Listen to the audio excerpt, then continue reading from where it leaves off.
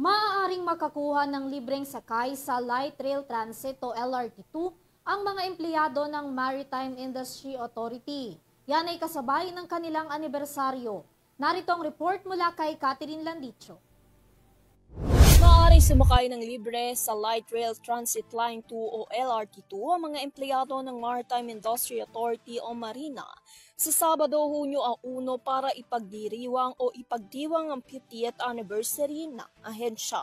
Sinabi ng pamunuan ng LRT2 na ang mga libreng sakay ay sa peak hours mula alas 7 ng umaga hanggang alas 9 ng umaga at alas 5 ng hapon hanggang alas 7 ng gabi.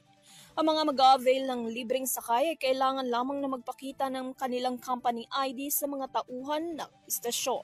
Sinabi ni Hernando Cabrera, LRTA Administrator at isang lawyer, na ang inisyatiba na ito ay direktang tugon sa kahilingan ng Marina na kilalanin ng dedikasyon at malaking kontribusyon ng mga tauhan nito tungo sa pagsulong ng industriya ng maritime.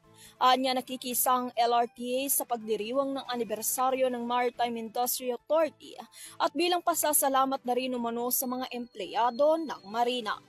Para sa UrTV News, Catherine Landicho, sumasaludo sa bawat Pilipino.